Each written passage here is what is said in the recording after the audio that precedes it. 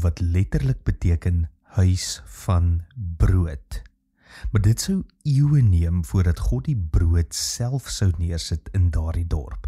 Nie as 'n koringkorrel nie, maar as 'n kind. Welkom by die Sepcast, die tuiste van die nommer 1 netwerk vir jou lewe.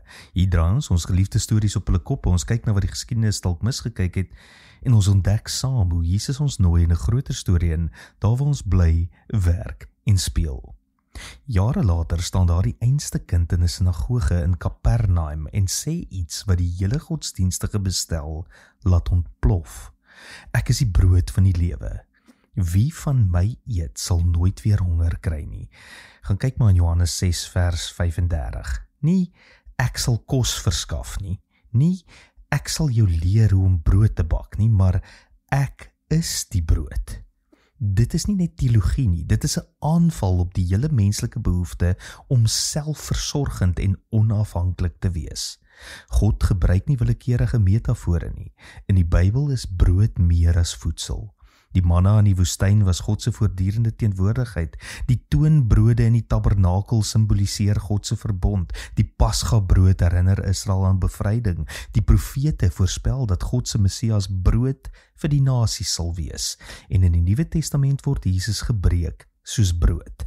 En wanneer Jesus sê, ek is die brood, sê hy, ek is die teenwoordigheid, ek is die verbond, ek is die bevryding, ek is die voedsel, ek is die lewe. Let op, hy sê nie, ek het brood nie, maar ek is brood. Nie 'n produk nie, 'n persoon. Nou die westerse wêreld se pense is vol, maar hulle is nog steeds honger. Ons het kitskos, kitsnuus, kitsaanvaarding, kitsbevrediging en steeds sukkel mense om soggens op te staan met betekenis. Ons het meer kos as ooit, maar die hoogste aantal eetversteurings as ooit. Meer kontak as ooit, maar die meeste eensaamheid as ooit. Die meeste prestasies as ooit, maar die hoogste gevoel van leegheid as ooit in die geskiedenis van die wêreld. Wat is die probleem? Nie gebrek is nie, maar vervanging. Ons probeer die leegte vul met dinge wat nie brood is nie. En Jesus kom nie vir ons sê, bid meer, doen meer, probeer harder nie. Hy sê, kom eet.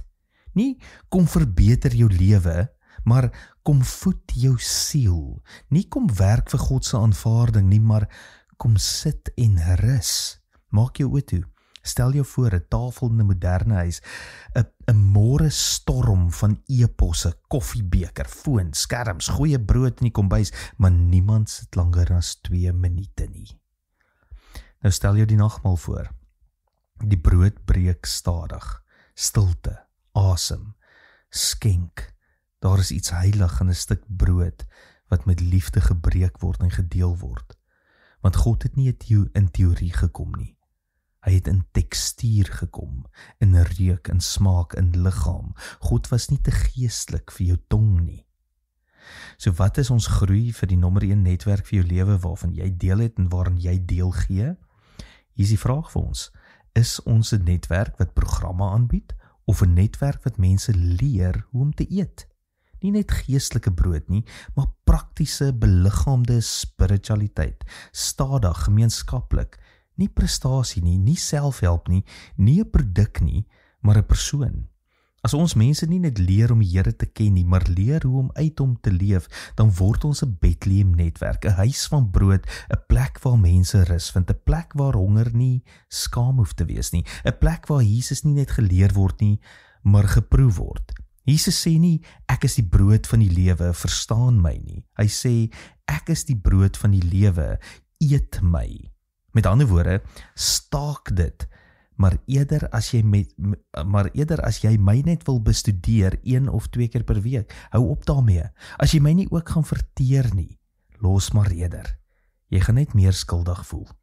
So tot môre, mooi loop.